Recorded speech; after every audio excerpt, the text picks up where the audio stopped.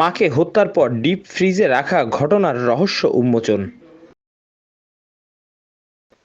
বগুড়ার ধূপচাঁচিয়ায় হাত খরচের টাকা না পেয়ে মা সালমা খাতুনকে হত্যার পর ডিপ ফ্রিজে রেখে দেন নিহতের ছোট ছেলে মোহাম্মদ সাদ বিন আজিজুর রহমান। এরপর ঘটনাটিকে ডাকাতিতে রূপ দিতে কোড়াল দিয়ে বাড়ির আলমারি ও আসবাবপত্র ভাঙচুর করে মূল গেটে তালা দিয়ে মাদ্রাসায় ফিরে যান তিনি। এভাবেই স্বীকারোক্তি দেন অভিযুক্ত সাদ। মঙ্গলবার দুপুর ১টার দিকে র্যাব ১২ বগুড়া ক্যাম্পের কোম্পানি কমান্ডার মেজর এহতেশামুল হক খান এ তথ্য জানান। এর আগে জেলার ধূপচাঁচিয়া উপজেলার জয়পুরপাড়া এলাকায় নিজ বাসায় গৃহবধূ উম্মে সালমা খাতুন নিহত হন। তিনি ওই এলাকায় আজিজুর রহমানের স্ত্রী। এ ঘটনায় নিহতের ছোট ছেলে মোহাম্মদ সাদ বিন আজিজুর রহমানকে আটক করে র্যাব।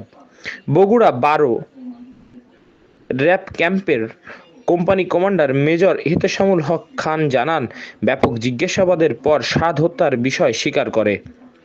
আইনগত ব্যবস্থার জন্য দুপুরের পর তাকে থানায় পাঠানো হয়েছে।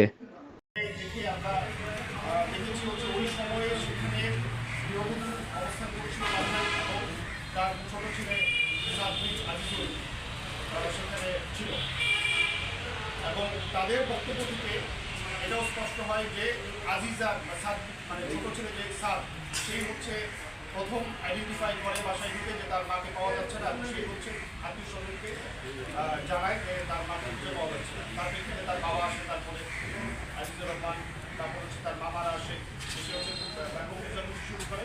পরবর্তীতে আবার এই ছেলে ছোট ছেলে সাদ সে ডিপ্রিজের ভিতর থেকে হচ্ছে তার মাকে খুঁজে পায় এবং সবাইকে জানায়।